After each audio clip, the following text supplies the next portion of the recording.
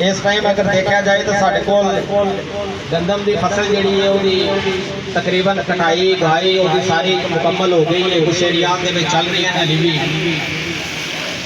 अज sari meeting का मकसद कि अगों आने वाली जी दो अहम फसलात ने, एक तिली की फसल है और एक कपास की फसल है। आया कि इस तरीके के नाल असी अपनी जी तिली की फसल है उन्होंने 15-20 मन तो ज़्यादा एवरेज और जी कपास की फसल है उन्होंने असी 60 मन की एवरेज असी किस तरीके के नाल असी लै सकते हैं। कोई भी दोस्त हाथ खड़ा करके ये मेरे एक सवाल का जवाब दे सकता है कि किसी भी ऐसे को दोस्त की कपास की अगर गल करिए तो 25 मन या 30 मन तो ज़्यादा किसी की कोई पैदावार हो गई इतने कोई दोस्त बैठा हो दसो जी कोई भी ऐसा दोस्त किसी की कोई 25-30 मन के उत्ते किसी की कोई पैदावार हो कणक कपास के गल करिए कोई भी ऐसा दोस्त कोई है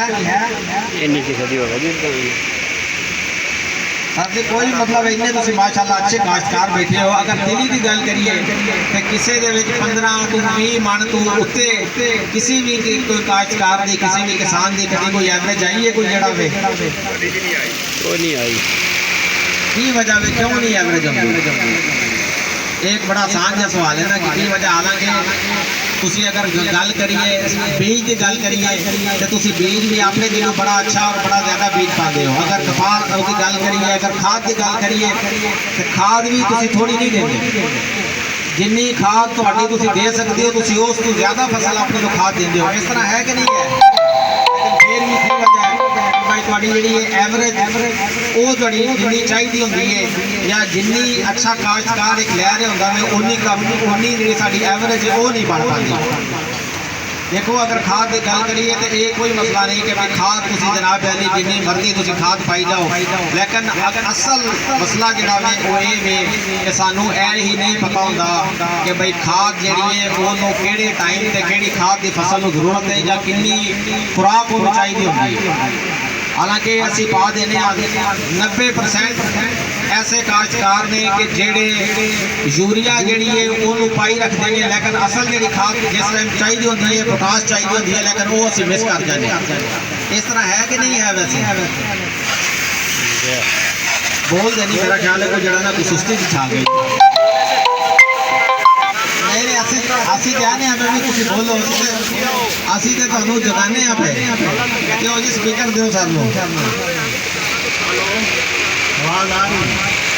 आपकी गलत गाइडेंस की वजह से हमारी जो है ना इनकम ठीक नहीं आ रही। ठीक है आप 2 चीज़ की सेल कर रहे हैं इसके बारे में आप ठीक गाइड कर रहे हैं फसल उसके बाद भी हमारे जो नहीं आते। आप हमसे सवाल न करें, आप बताएं जो चीज़ आपने बताएंगे हम या उस पर अमल करेंगे या नहीं करेंगे। एक अगर हम आगे तो फिर आप सिस्टम के साथ हम तो देखें हम तो आपसे पूछ रहे हैं कि हम आपसे पूछेंगे चलेगा ना? मौलवी साहब हाफिज साहब सर आपकी तरफ जो है ना देखें अब अगर एक काश्तकार है उसको वही चीज़ें वही बीज वही खाद डाल के वो अगर 50 मन एवरेज ले रहा है तो उसके साथ वाला जो है वही चीज़ें डाल के वो 30 मन ले रहा है, तो उसमें आप ये तो नहीं कह सकते कि वो जी प्रोडक्ट उसका ठीक नहीं है। सोचने वाली बात है। आप गाइड करें, मैं बाद में बताऊंगा सबके बाद। चले ठीक है फिक्र नहीं करनी, बाद में सवालों के जवाब मिल जाएंगे। ठीक है इंशाल्लाह जितने ज़्यादा सवाल आप करेंगे बहुत सारे मसाइल जो हैं वो आपके इधर खड़े खड़े हल हो जाएंगे। हम यहाँ पे इंशाल्लाह आपके सबसे पहले आप मौलवी वाला काम न करें वो कहते हैं कि आप सुभान अल्लाह कहते हैं।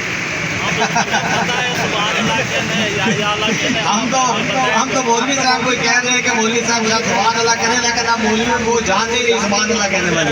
जोर से किसी को कोई इस्लाम पे नहीं ले आ सकता, ये अल्लाह का काम है किसी के दिल में डाल। ठीक है इस टाइम साढ़े को दो मेन फसलात ने, एक तिली और एक कपास। गल्लां वही ने ਜਿਹੜੀਆਂ ਤੁਸੀਂ शुरू तो लैके सुनते आए हो और गल्लां वो भी ने ਜਿਹੜੀਆਂ ਤੁਸੀਂ ਜਿਹੜੀਆਂ वे जिन्हें तो ਤੁਸੀਂ अमल भी करते हो, ਜਿਹੜੀਆਂ खादा बीज ਤੁਸੀਂ इस्तेमाल भी करते हो, लेकिन सिर्फ थोड़ा जिहा ਉਹਦੇ ਵਿੱਚ फर्क है। वो थोड़ा जिहा फर्क दूर कर लिया जाए तो ਉਹਦੇ ਨਾਲ ही लेकिन ਅਸੀਂ 25-30% ਅਸੀਂ अपनी एवरेज ਜਿਹੜੀ पैदावार है ਅਸੀਂ ਉਹ बढ़ा सकते हैं। ਦੋ ਹੀ ਸਾਡੇ ਅੱਜ ਦੇ ਮੀਟਿੰਗ ਦੇ ਸਾਡੇ ਦੋ ਹੀ ਮੇਨ ਮਕਸਦ ਨੇ, ਦੋ ਹੀ ਮੇਨ ਸਾਡੇ ਜਿਹੜੇ ਨੇ ਅਹਿਮ ਜਿਹੜੇ ਉਦੇਸ਼ ਨੇ। ਇੱਕ ਤੇ ਇਹ ਵੀ ਕਿ ਕੋਈ ਵੀ ਫਸਲ ਹੈ ਉਹਦਾ ਬੀਜ ਔਰ ਦੂਸਰਾ ਜਿਹੜਾ ਵੇ ਉਹਦੀ ਜ਼ਮੀਨ ਦੀ ਤਿਆਰੀ। ਇਹ ਦੋ ਚੀਜ਼ਾਂ ਜਿਹੜੀਆਂ ਨੇ ਤੁਸੀਂ ਅੱਛੇ ਤਰੀਕੇ ਦੇ ਨਾਲ ਕਰ ਲਵੋ, ਮੈਂ ਤੁਹਾਨੂੰ ਗਰੰਟੀ ਦੇਣਾ ਵਾ, ਮੈਂ ਤੁਹਾਨੂੰ ਯਕੀਨ ਦਿਵਾਉਣਾ ਵਾ ਕਿ ਤੁਹਾਡੀ ਜਿੰਨੀ ਅਸੀਂ ਐਵਰੇਜ ਅਸੀਂ ਤੁਹਾਨੂੰ ਪੈਦਾਵਾਰ ਜਿੰਨੀ ਦੱਸ ਰਹੇ ਹਾਂ ਕਿ ਇੰਨੀ ਆਉਣੀ ਚਾਹੀਦੀ ਔਰ ਇਨਸ਼ਾਅੱਲਾ ਤੁਹਾਡੀ ਉਨੀ ਆਵੇਗੀ। ਠੀਕ ਹੈ, ਇਸ ਚੀਜ਼ ਦੇ ਨਾਲ ਜਿਹੜੇ ਅੱਛੇ ਕਾਸ਼ਤਕਾਰ ਬੈਠੇ ਨੇ ਉਹ ਇਸ ਚੀਜ਼ ਦੇ ਨਾਲ ਇਤਫਾਕ ਵੀ ਕਰ ਲੈਂਦੇ। अगर गल करी जाए कि पहले सीड की, हम मिसाल के तौर पर साढ़े को इस टाइम तिली की फसल जी काश्त हो रही है, उसकी बिजाई जी अपने रूप से वे